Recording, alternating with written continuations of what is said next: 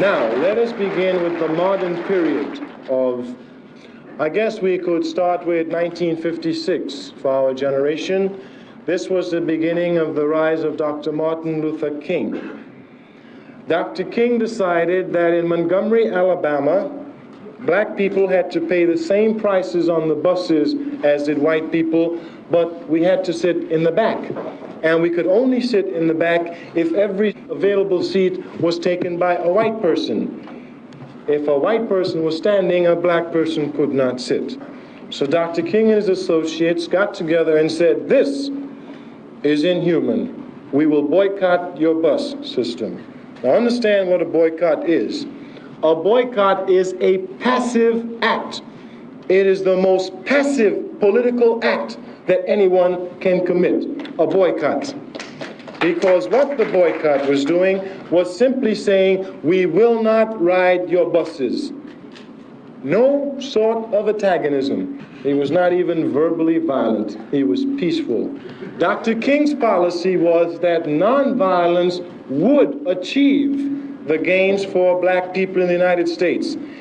His major assumption was that if you are nonviolent, if you suffer, your opponent will see your suffering and will be moved to change his heart.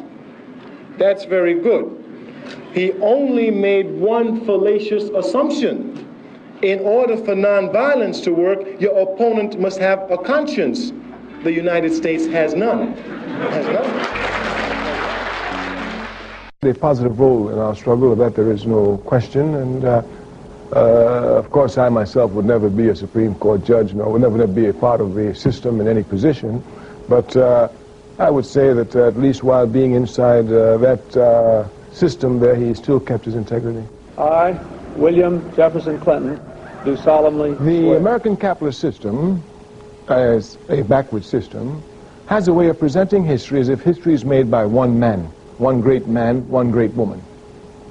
And that this great man, this great woman comes along and directs the dumb masses who follow them for whatever reasons, and they light up the way to show the people how to go in the darkness. So whenever you study, for example, the American Revolution, you say George Washington, and that means you know everything. You say Abraham Lincoln. Even in recent years of a struggle here, you could say Martin Luther King, you see. The attempt is to make it appear as if history is made indeed by these great person. And of course, with the concession of Martin Luther King, usually our history is not made by us, but really made by one great person outside of our race, usually a great white man. Thus, in the Civil War, we did absolutely nothing. It was Abraham Lincoln. As a matter of fact, recently, some lot of garbage is written in books by people who call themselves historians, making it appear as if we have to thank Lyndon Baines Johnson for the advancement because he signed the Civil Rights Bill. Of course he signed it. But while he was signing it, we were in the streets burning the country down. You better hurry up and sign it. Burn the whole country down. Do it quick. But if you're not careful, you will thank Lyndon Baines Johnson. That's, of course, Clinton. You know, after all, born in Arkansas, people are indeed limited by their ideologies. And he is born in Arkansas, and he is raised there, you know, and we all know Arkansas. We know Arkansas very well. We know it's a racist culture to the bone. So he comes as a knight in white shining armor. He thinks that he too will come like an Abraham Lincoln, and you know, Lyndon Baines Johnson, after all, he too was from the South, and and maybe in a Carter, you know, but our people cannot depend upon any one man, not even Malcolm X. Our people can depend only upon the masses of our people properly organized in a determined, uncompromising, relentless struggle against the enemy. This is the only thing that gives us victory. So in the very first instance, I have to be against all this nonsense as if Bill Clinton is going to do so much for us. One, Clinton himself makes errors, great errors, political errors. For instance, he thinks that people voted for him and not against Bush. This is a great error. This is a great error. It's a great error. I've seen it happen many, many, many times politically, that people get caught up in a certain movement and not understanding the times of the movement. If they are representing that movement, they think they are the movement.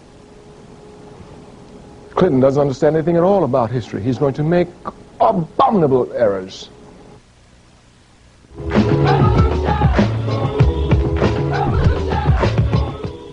When Nixon ran again, talking about the vote of the Africans, the importance of the significance, rather, the significance of the African vote in this election, When Nixon ran against Kennedy, it was the Africans that put Kennedy into power. If you remember correctly, Martin Luther King was in prison in Alabama at that time, just before the election, and then came this shining Kennedy, who made a telephone call into the jail to find out about Martin Luther King, and then called Mrs. Martin Luther King and Reverend Martin Luther King Sr. and told them, I've just spoken to Martin Luther King, everything is fine. And they called a press conference and said, look what Senator Kennedy has done. We encourage all Africans to vote, and everybody voted for Kennedy, all the Africans. And if you look, Kennedy didn't win by this wide margin that all these historians mystify. He won by a very slim margin against Nixon. So Nixon knew it was us, you know. But if you look at the Africans in the Democratic Party, now I'm not a Democrat. I've never voted in my life in the Democratic Party, and I never vote in the Democratic Party. It's racist and it's capitalist to the core. This is understood. And I shed my blood. I shed my blood for the vote now. I want to make that clear. Some people get confused. The vote for me has never been the road to liberation. It's only the means of organizing my people. I know that. I was a young man in Harlem when they disbarred Adam Clayton Powell. Harlem had no representation. We continued to eat and sleep and take drugs and continue life just like always. When Julian Bond was elected, when we were young in SNCC in Atlanta, Georgia, and they refused to see him because of his position against the war in Vietnam. The Africans in that area, his congressional district, continued life just as we've not been having any mayors, and we've been having life, and even with the mayors now, the quality of life has not improved at all. So I've known the vote is never what? You vote for once in 4 years and that's your political responsibility? That's the height of bourgeois propaganda, making the people politically irresponsible, thinking their irresponsibility is limited to a one-day vote. But politics is every day of every minute. You have to be aware of what's going on, not voting on one day. So the vote has never meant anything. So I'm not a Democrat. But one thing is clear. Jesse Jackson, undeniably, has done more for the Democratic Party than any other African in this country. This is an objective fact. More than Ron Brown, certainly. More than Vernon Jordan, certainly. For the Democratic Party, I'm speaking. Because every African that Jesse registers is by definition an African. I understood this even in my early days for SNCC. I said, look how we're working for the Democratic Party. I said, I don't do that. Yeah, I'm a revolutionary. I can't work for the Democratic Party. But every African you registered is voting Democrat. That's the rule. So this man, Clinton, comes to power and thinks that he can decide which African he will deal with. He's going to get his own Africans.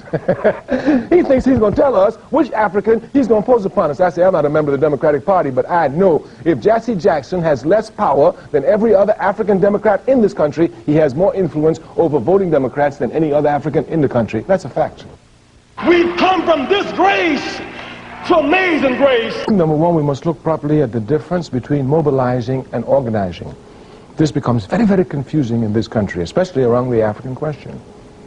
Martin Luther King was a great mobilizer. He was not an organizer. He was very short on organizing. As a matter of fact, you can see this clearly. While there's no question that King was the most popular Baptist preacher in this country, he could never become head of the Baptist Convention, even though he wanted to. As a matter of fact, if you go and check history, I think it was in 1964 or 5, when he tried to become president of the Baptist Convention, National Baptist Convention, against Jackson, Reverend Jackson, not Jesse Jackson, other Jackson, who was head of it.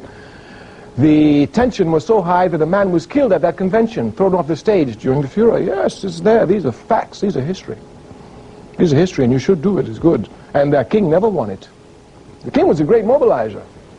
This was indeed one of the great differences between SCLC, the Southern Christian Leadership Conference, King's organization, and the Student Nonviolent Coordinating Committee, SNCC, which I worked. We were organizers. To be an organizer, you must be a mobilizer. But being a mobilizer doesn't make you an organizer. Malcolm X was a mobilizer and an organizer. Jesse Jackson came into King's movement as a mobilizer, not as an organizer. So even if you look today, there are very few organizers out here. There are very many mobilizers. There's, people can come and have an issue and mobilize the people easily. That's understandable. We're the most oppressed sector in the country. So any little thing, you know, police shoot one of us today, all right, come make some noise. It's easy to do that. But to sustain the action, to really get an armed force to protect yourself against the police, you understand, that's a different situation completely. So when we judge Jesse, we must judge him within this mobilizing aspect, but also within the character of our community. Ours is not an organized community. It is, in fact, a mobilized community. Look at what happened in Los Angeles. in 1992? Well, in 1965 we did the same thing, and there's no qualitative improvement, just quantitative. It's bigger, more damage, we've got more hatred against the enemy, but no qualitative improvement, no more organized than we were in 1965. Thus, Jesse himself, to criticize Jesse for this is not to properly understand the political atmosphere scientifically in our community. So Jesse is just writing on mobilization. And not only that, most of the people who criticize him, they themselves don't belong to any organization. They don't even mobilize. Histories and ideologies, unless we break through them, like Fidel Castro, a member of the aristocracy, breaks through it, fights for the masses, divides up his father's farm, first farm to be divided among the masses. So unless you crash through it, you're obviously a prisoner of it. And Jesse Jackson is a prisoner of his history, of a member of the Southern Christian Leadership Conference, and of constantly trying to walk within the footsteps of Martin Luther King. And it's not an easy job. King himself would never have joined the Democratic Party. And publicly he's always said that. He said he always felt that somebody needed to be outside putting pressure on. Jesse thought that he could go in the inside and put pressure on in the inside, given the changing conditions since the time of King. After all, during the time of King, Africans couldn't vote in the South. If they voted, the terrorist groups would lynch them, burn their houses, etc. We know the history of America. So now the situation has changed. Africans are voting, so Jesse says, okay, the situation is not like there was with Dr. King. At Dr. King's time, he was right. But now, since they're inside, we have a pressure which we can go inside and put the pressure on. So now, whether you accept Jesse's thesis and strategy or not, at least you can see some political logics to it. Now, the role he plays in there, that's where the problem comes. He's in a new ball game, that is, a political party. He's not in the streets making demonstrations, but he brings the same street character into the political arena, the Democratic Party. So now his problem is to how to use this character to try and benefit some gains for the people. So if these gains are just for the minute, some baseball people here getting some franchise or some individual advancement as a result of mass struggle, at least he understands this from his background. That is his earlier struggle. This is the way it was. So now perhaps he's hoping to open up the arena as it goes. My major criticism against Jesse Jackson is a political criticism. I'm a revolutionary, and in a revolution there's no sentiment at all. So when people are criticized, it must be their political actions. My major criticism against him is that his lack of organizing at least the Africans inside the Democratic Party. If at least he would organize those Africans inside the Democratic Party, put his energies to it, but he refuses because of the contradictions that he has inside of there. He has less power than any of the other Africans. He has less power in the Democratic Party than David Dinkins, because David Dinkins is a mayor. He has less power even than Andrew Young inside the Democratic Party. He has no power inside the Democratic Party. He has influence among the Africans who vote there, and this influence, because he speaks for their aspirations, is what he uses as a bargaining weapon. It's the same process of the 60s. That's all I'm saying. So he has not changed his strategy, and those who are attacking him, they have not changed their strategy. So what they're attacking is the person of Jesse. So they think Jesse is playing the role incorrectly. If they were in that role, they would not do it this way. They wouldn't do it that way. But I'm condemning the whole role. That's what I'm saying. I'm saying that he must stop mobilizing and start organizing, because power is the organized masses. That's the only way you get power, not from a television camera. Some of these reform leaders think that political power grows out of a television lens camera, and the more cameras they got, the more power they get, you know. But power comes from the organized masses. Fidel Castro was a great man, and everyone in the world recognizes that. We have said of Fidel Castro, and it's true, President Stokely Carmichael says that at any given moment, the best traditions of any people may be represented by all of them, a majority of them, a minority of them, or one of them. And if Fidel Castro is the only human being that represents humanity at its best, humanity will never be diminished one iota. Fidel Castro is a man of great stature and great comprehension. A little island like Cuba. He has himself leaped beyond this island of Cuba. He is known everywhere throughout the world, and he's respected everywhere throughout the world, except by capitalist pigs. Everywhere. America has no right to talk to Cuba. Cuba can teach America so many things. America says that it's one of the richest countries in the world, and even demeans Cuba because it's one of the poorest. Yet the conditions of health of a child in Cuba is better than the conditions of health of any child in America. From the child, that child is born, until it dies, it will have a doctor in its community that will monitor every movement it makes, free of charge. Because Fidel Castro understands that the most important thing in a society is the quantity and quality of the people and their rising level of consciousness that they have, first of all, a responsibility to other Cubans before they have a responsibility to themselves. America is the exact opposite. Doctors to Africa than America and all of Western Europe together have sent.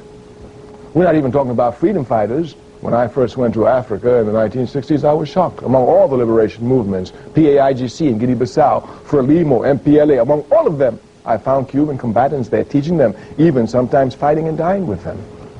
Fidel Castro, we have to respect him. We are Pan-Africanists, and Fidel Castro is a Pan-Africanist of the highest order.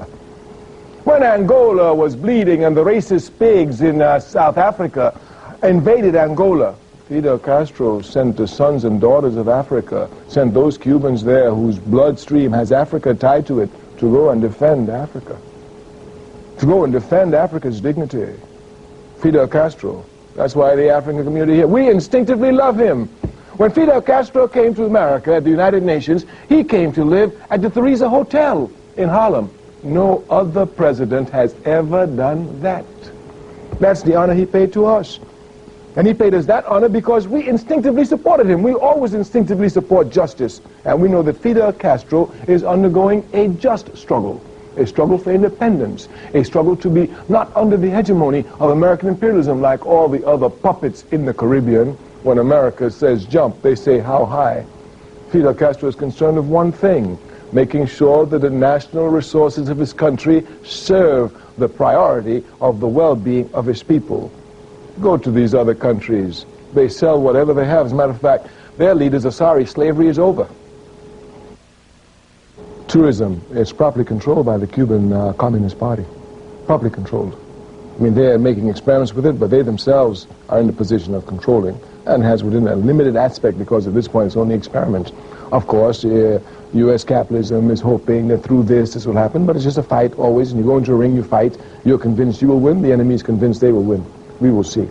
But I think the attack here, the political attack, is what I want to speak of. Under this political attack, it appears that because the people in Cuba are poor and they have nothing to eat, that they'll be disgruntled. Vietnam defeated America. Defeated America. And I was in North Vietnam. I had one of the greatest honors of my life. I had lunch with Ho Chi Minh in North Vietnam when American planes were bombing North Vietnam. One of the greatest honors of my life. And the Vietnamese who fought America, they fought America, and every Vietnamese soldier had not one bowl of rice a day. That was their ration. And they whooped America. What does not having food have to do with a fight when you're down? Matter of fact, the poorer you are, the more determined you are in the struggle. So if America keeps thinking that because now the Cubans will only have one bowl of rice, the Vietnamese defeated them on one bowl of rice. The Cubans defeat them on half a bowl.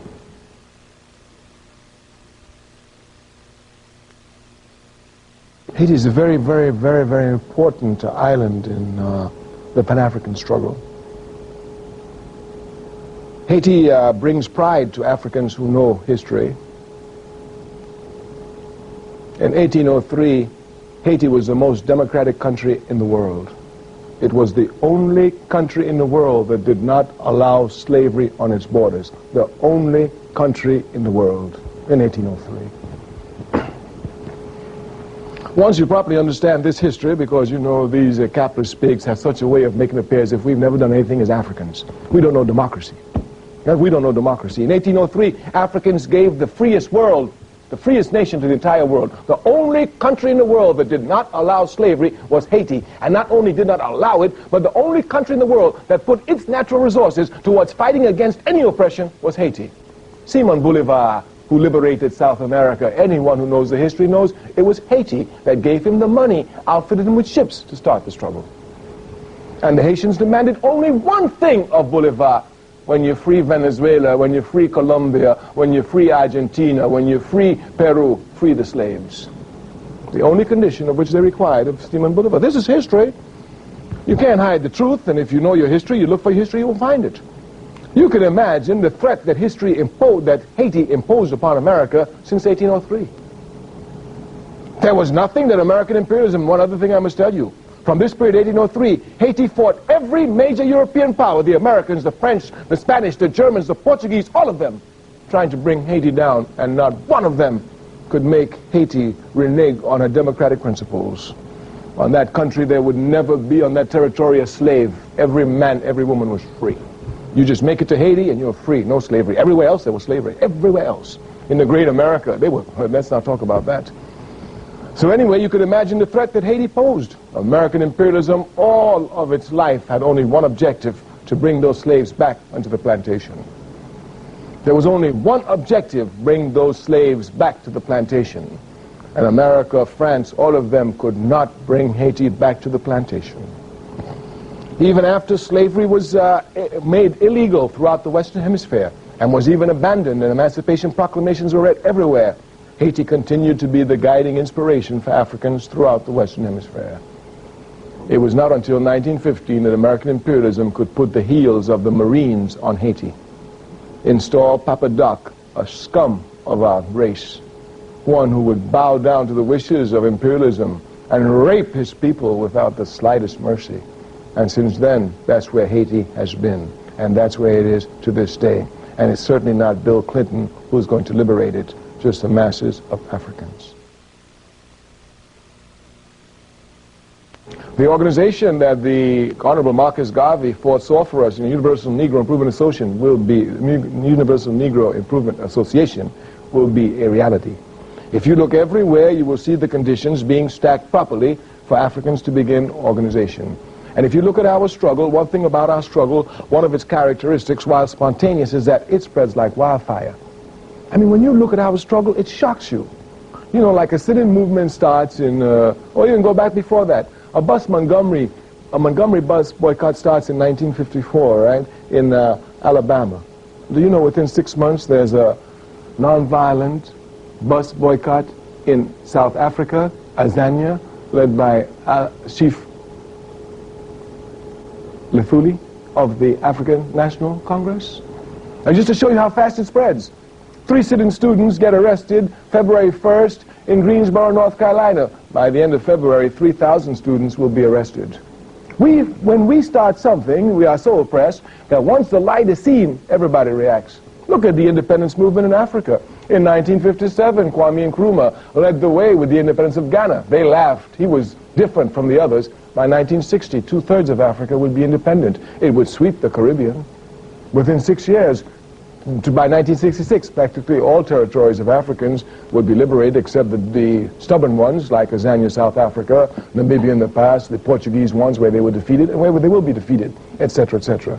If you look at rebellions in this country, even just recently, in 1965, the first one started in Watts. By 1968, 300 cities would burn in this country under the torch of angry Africans.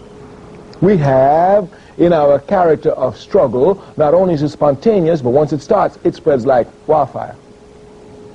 And we have all the conditions and all the milieu prepared now for organization. Once we begin to organize, it will spread like wildfire.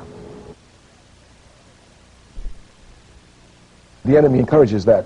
So, for example, if we would look at the situation of Africans in America, if we don't look at the enemy, we'll say, well, look at them, you know, they're so dirty, they're on drug addicts, they're just killing each other, you know. For example, brother told me, you know, oh, trouble with us is that we're just killing each other. I said, where? He said, in Chicago. I said, where else? In Los Angeles. And where else? And in New York. I said, and where else? And in Florida. And where else? And in Philadelphia. I said, and where else? He said, well, all over America. I said, where else? He said, well, all over America. I said, where else? I said, how about Azania, South Africa? He said, well, yeah, that's true, too. I said, how about Brazil? He said, well, I don't know much about that. I said, well, look down there. Wherever you look, you see us fighting each other. So if you're just looking at us and you're looking at the enemy, you can make no analysis at all. None whatsoever. As a matter of fact, your analysis is completely faulty. It's one-sided. It's just the analysis of the enemy. That is our fault, not the fault of the enemy. The reason why we're not organized is because of the enemy. Capitalism. Racist capitalism. It understands that once the African masses are organized, it is finished. Simply because if you look at, and I'm not saying this just because I'm rhetoric, it's historical fact.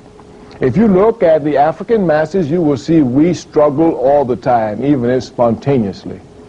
You understand? When you think we're finished, Jack, out of nowhere we'll come up. We've burnt this country from plantations to cities. You understand? So this is no struggle to play with. These people are serious, but their struggle has never been an organized struggle, only a spontaneous struggle. And the enemy knows that since we must struggle, we will struggle. He must do everything to keep the struggle at least a spontaneous struggle. Do you know what will happen when we are organized and we rise up in Los Angeles as we did in April with organization? I mean, when you think about it, that wasn't even planned. You know, they just, oh man, this is too far. All right, they're going too far. Let's get them this time. Once again, they just think we just ain't nobody. Let's go get them. Everybody just decided on the spur of the moment. Have you ever heard of the people deciding to revolt against a major power in the world on the spur of the moment? You better not play with these people, because when they organize, they'll take it hands down. So the lack of organization is the enemy. Thus all these games that are playing in Africa is nothing but the same petty bourgeois elements making believe they're fighting against each other to fool the people, to let them think that there's some progress coming. But it's getting harder to fool the people today because consciousness rises all the time, and the people's consciousness is rising. All that is happening now in Africa is only the preparation of the ground for unified Africa. We are revolutionaries, and if we're not revolutionaries, we understand the process of history. There is no example of human advancement which has been made anywhere in the world without the shedding of blood. None. Even Martin Luther King, with all of his nonviolence, had to shed his blood in order to advance the cause. Thus the statement is clear, must be properly understood. There is no advancement of human progress anywhere in the world without the shedding of blood. So when blood is being shed, we don't get upset. We just want to know, what purpose is it being shed for? That's what we're concerned with. Capitalism has an idea of making it appear as if Africans are incapable of ruling themselves, from Liberia to Somalia. But those of us who understand what is going on there tell all of them, the blood that is being spilt in Liberia, the blood that is being spilt in Somalia is only going to cement a unified socialist Africa. That's clear. So all of these attempts are failing. You can see it clearly here in America. In 1965, when our brothers and sisters rose up in Watts, Africans had no political visibility in this country at all. I mean, in 1965, when we rose up in Watts, a racist pig, Yorty, was mayor. In 1992, Tom Bradley was mayor, an African. From 1965 to 1992, great reforms were in America, undeniably so. In 1965, we had no mayors to speak of. In 1992, we have over 320 mayors throughout this country. And they're mayors of the biggest cities in this country: New York, Newark, Washington, Philadelphia, Birmingham, Los Angeles, etc., etc., etc. So it is clear here. But all of these changes have had no effect on the quality of life of the masses of our people. On the contrary, the conditions are worse.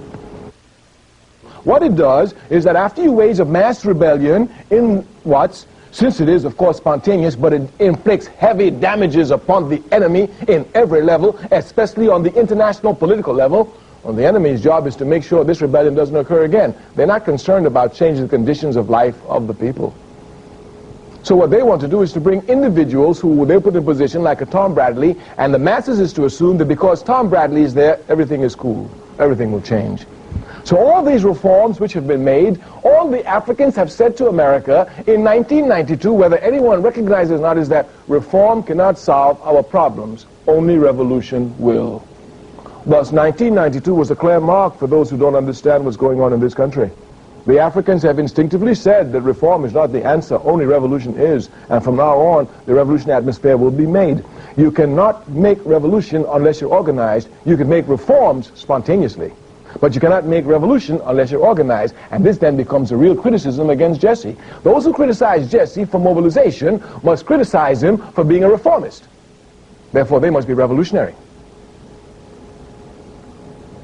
Because revolutionaries can't play with mobilization. Revolutionaries must be organized because they want the seizure of power. Reformists want to influence power. That's the difference. Jesse Jackson wants to influence the Democratic Party so that they could be nice. Me, I want to take power from my people where we're supposed to take power. I don't want to influence nobody. I want the power. So if I want the power, I don't come with little men station and say, hey, Clinton, do this, give us that. No. I say, Clinton, we got X number of Africans in the country, they voted for you, this is the X number of power I want. End of discussion. But there's no question, it's true. I mean, we don't even have to wait till there. We can go back even before, in Chicago, with the disciples and the Blackstone Rangers and the work of Fred Hampton. One of the reasons that Fred Hampton had to be assassinated was because he was bringing the Blackstone Ranger, the gang in Chicago, along with disciples, another gang in Chicago, which were rival gangs, together against the police. It is clear, but we don't have to go that far. Malcolm X is a living example. But all revolutionaries start this way. Even Mao Zedong has built his army off of bandit armies, because they do have the courage. They are rebelling, but they don't have the sense of scientific rebellion. And they're just confused, that's all. Malcolm had no sense at all. He was totally confused, but he was rebel. He had hatred for the capitalist system. When in jail under the Honorable Elijah Muhammad, he began to channel his energy correctly. He began to see clearly. Their energies are not correctly channeled. They are channeled by the police. It's the police who spawn gangs in America. It's the police who bring drugs into the community. It's the police who control the drugs in the community. It's the police who organize Africans to sell drugs in the community, making it look like they are not involved in it. And certainly if it's not the police, they ought to resign because they don't know how to do their jobs. We've been having a lot of discussions with them. As a matter of fact, we did a video with the leadership of the Crips and the Bloods when they tried to come together 2 years ago, before the rebellion. And this constant work is being done. And that video is there. We had their representatives come together. Of course, we told them the only way they will find unity is coming together to protect our community against racist police. Now, we even told them then the very guns which the police give to you, and it's the police who get these guns, you understand? I used to be the honorary prime minister of the Black Panther Party. Before then, I worked in SNCC. And as a young man in SNCC, I was carrying a gun since about 1962. Yes, that's supposed to be nonviolent? We were nonviolent publicly. We told them, made that quite clear to everybody. Quite clear to everybody. You get me on a lonely road, come here, we busting caps on each other, Jack. I'm not going out that way. That's Martin Luther King. I ain't Martin Luther King now. Yes, I'll be Martin Luther King when it's public. You and me down together. So everybody in SNCC was carrying guns. Sometime I was 1962, I've been collecting guns. When the Lowndes County Freedom Organization, the first Black Panther in this country, Black Panther Party in this country, had its election, we had to have guns. I was the one who was selected by SNCC to go to all the major cities to get young brothers and sisters with guns to come there. So I've been knowing what kinds of guns we can get in the African community. I mean, when I became Prime Minister, Honorary Prime Minister of the Black Panther Party, my job was to control precisely the two field marshals, the East Wing and the West Wing. They were the ones who had the guns. As a matter of fact, I've always understood instinctively, in any organization, you must be where the guns are, because that's where the power is. That's why Elridge Cleaver and Bobby Seale and Hillard could talk all that nonsense. They couldn't touch me, because I was sitting on the guns. I was sitting on the guns. So I knew the guns in the party. I knew how the guns, and I've been going through this community all my life. So I know the guns that I see in this community, I can never get. The police bring those guns in. Uzi submachine gun in the African community, how you get that? The kids don't even know how to get it. Oh, I bought it from someone, they don't even know how they got it. But I know these machine guns coming in here, these guns, they're not the way you get them illegally. These guns are being pumped in. It's a planned program. It's understood. The enemy, all this pumping drugs only shows me that we're winning. Because the enemy is pumping these drugs, creating these divisions because of the rising conscience of the people. Because it's work for him. It's work. It's work. You got to stay up night, divide gangs, create gangs. I mean, it's work. I remember when Reagan, that's why I laughed at Los Angeles, not Reagan, Bush, you don't know who you're playing with. Bush said, when those betrayed the Soviet bloc, when they betrayed socialism and it collapsed, he said, we have an excess of CIA agents. We're going to send them into the ghettos of this country. And Los Angeles was targeted. He sent them in 9 months before the rebellion. I wonder where they are now.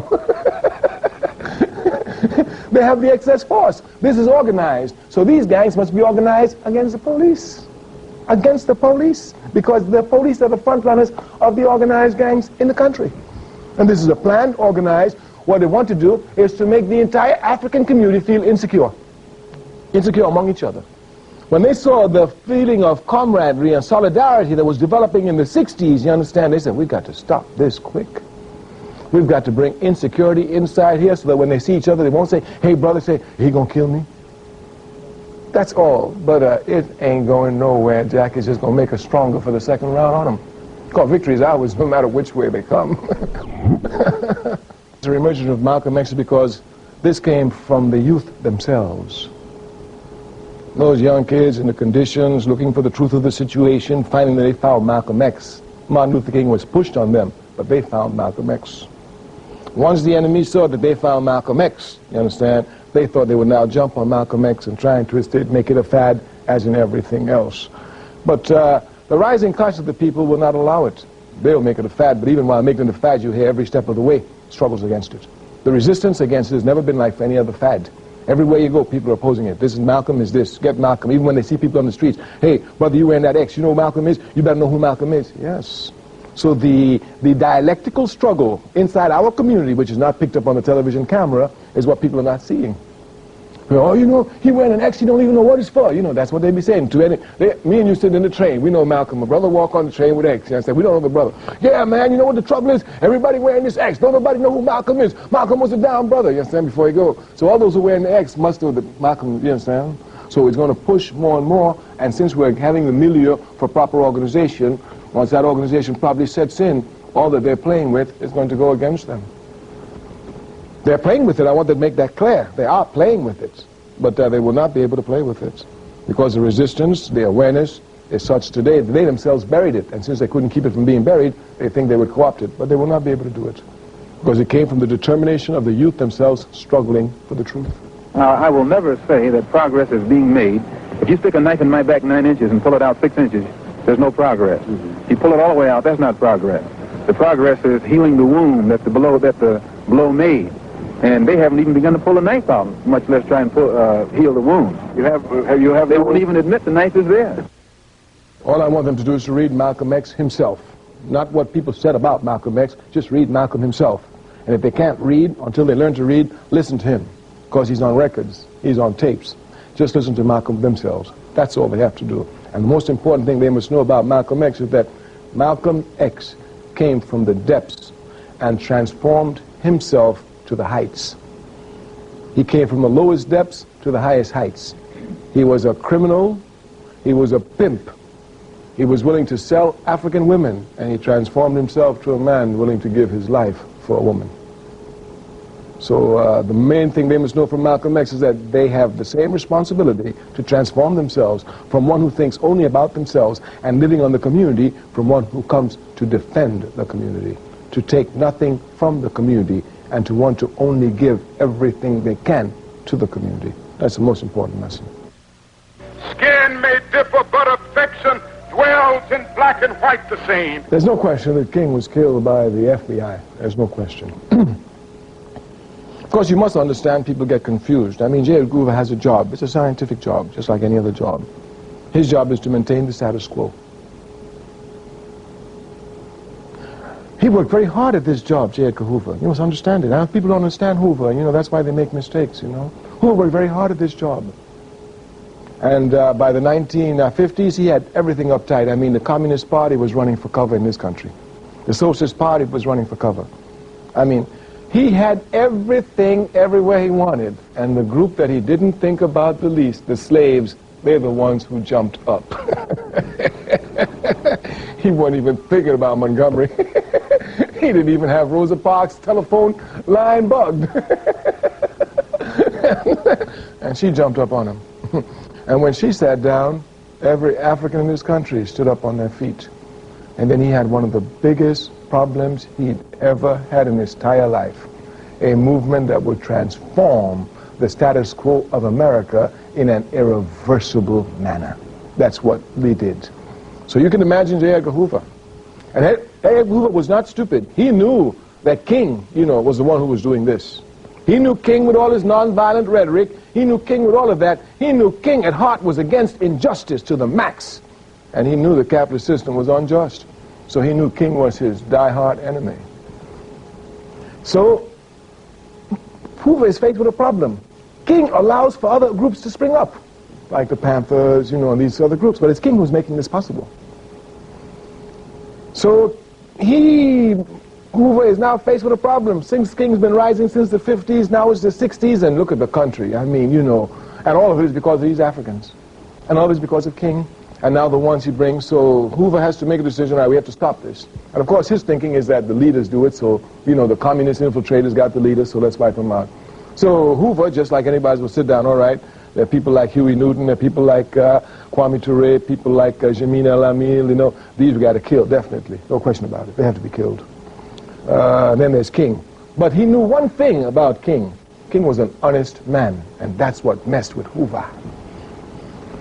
Because Hoover would have done everything possible to corrupt King. But King could not be corrupted materially. That's what messed with him. Because King was a preacher. Could you imagine a preacher in the South not liking Cadillacs? You know you had to kill King then. Now, I understand very clearly all the dialectics involved. People get confused in history. But the Student Nonviolent Coordinating Committee was the first of the human rights organizations in this country to make its position against the war in Vietnam. Martin Luther King was not the first. We were. At that time, I was the chairperson of SNCC. I understood instinctively that unless King made a position against the war in Vietnam, we would be isolated. So SNCC had two tasks. One was to rapidly spread this anti-Vietnam sentiment among the masses of our people rapidly and give it a political channel. And two, put moral, non-violent, unremitting pressure on King to take a position on Vietnam. As I have walked among the desperate, rejected, and angry young men, I have told them that Molotov cocktails and rifles would not solve their problems. I have tried to offer them my deepest compassion while maintaining my conviction that social change comes most meaningfully through nonviolent action. But they ask, and rightly so, what about Vietnam? They ask if our own nation wasn't using massive doses of violence to solve its problems, to bring about the changes it wanted. Their questions hit home, and I knew that I could never again raise my voice against the violence of the oppressed in the ghettos without having first spoken clearly to the greatest purveyor of violence in the world today, my own government. King was a creative genius, and King's great contribution to us was not nonviolence, but he taught us how to face the enemy without fear. The problem in the South was that we were afraid to face the enemy, and King taught us how to face the enemy without guns. Once you teach a people how to face an enemy who's full of guns without guns, it don't take nothing to pick up a gun. For a transcript of this program, send $4 to Journal Graphics, 1535 Grant Street, Denver, Colorado, 80203. To place a credit card order, call 1-800-TALK-SHOW.